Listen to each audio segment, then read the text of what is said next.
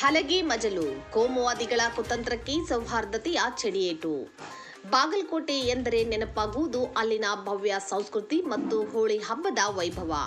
ಆದರೆ ಕಳೆದ ಕೆಲವು ದಿನಗಳಿಂದ ಈ ಐತಿಹಾಸಿಕ ನಗರವು ಕಿಡಿಗೇಡಿಗಳ ಹಿತಾಸಕ್ತಿಯಿಂದಾಗಿ ಅಶಾಂತಿಯ ಬೇಗುದಿಯಲ್ಲಿತ್ತು.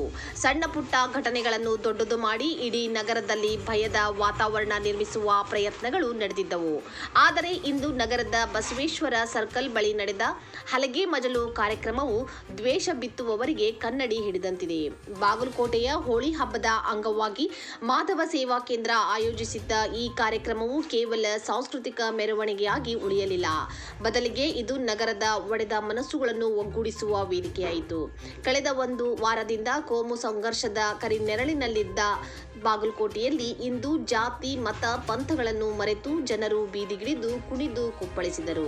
ಈ ಕಾರ್ಯಕ್ರಮದ ವಿಶೇಷ ಅಂದರೆ ಮುಸ್ಲಿಂ ಸಮುದಾಯದ ಹಿರಿಯರಾದ ಕರ್ನಾಟಕ ರಾಜ್ಯ ರೈಲ್ವೆ ಅಭಿವೃದ್ಧಿ ಹೋರಾಟ ಸಮಿತಿಯ ರಾಜ್ಯಾಧ್ಯಕ್ಷ ಕುತ್ಬುದ್ದೀನ್ ಖಾಜಿ ಅವರು ಈ 70ನೇ ವಯಸ್ಸಿನಲ್ಲಿ ಕೂಡ ಭರ್ಜರಿ ಕುಣಿದು ಕುಪ್ಪಳಿಸಿದರು. ಸಾರ್ವಜನಿಕರಲ್ಲಿ ಮೆಚ್ಚುಗೆ ವ್ಯಕ್ತಪಡಿಸಿದರು. ಈ ಕಾರ್ಯಕ್ರಮದಲ್ಲಿ ಲೋಕೋಪಯೋಗಿ ಸಚಿವ ಸತೀಶ್ ಜಾರಕಿಹೊಳಿ, ಬಾಗಲಕೋಟೆ ಜಿಲ್ಲಾ ಕಾಂಗ್ರೆಸ್ ಅಧ್ಯಕ್ಷ ನಂಜಯ್ಯನಮಠ, ದಿವಂಗತ ಎಚ್.ವೈ. ಮೇಟಿ ಅವರ ಪುತ್ರ ಮಲ್ಲಿಕಾರ್ಜುನ್ ಮೇಟಿ, ಕಾಂಗ್ರೆಸ್ ಮುಖಂಡ ನಾಗರಾಜ್ ಹದ್ಲಿ ಮತ್ತು ಸ್ಥಳೀಯರು ಭಾಗವಹಿಸಿದ್ದರು. ವಿಶೇಷವೆಂದರೆ ಮುಸ್ಲಿಂ ಸಮುದಾಯದ ಹಿರಿಯ ರೈಲ್ವೆ ಅಭಿವೃದ್ಧಿ ರಾಜ್ಯಾಧ್ಯಕ್ಷ ಕುತ್ಬುದ್ದೀನ್ ಖಾಜಿ ಮತ್ತು ಯುವಕರು ಹೆಚ್ಚಿನ ಸಂಖ್ಯೆಯಲ್ಲಿ ಪಾಲ್ಗೊಂಡು ಹಿಂದೂ ಬಾಂಧವರೊಂದಿಗೆ ಹೆಜ್ಜೆ ಹಾಕಿ ಸೌಹಾರ್ದತೆ ಎಂದರೆ ಏನು ಎಂಬುದನ್ನು ಇಡೀ ರಾಜ್ಯಕ್ಕೆ ಸಾರಿದರು.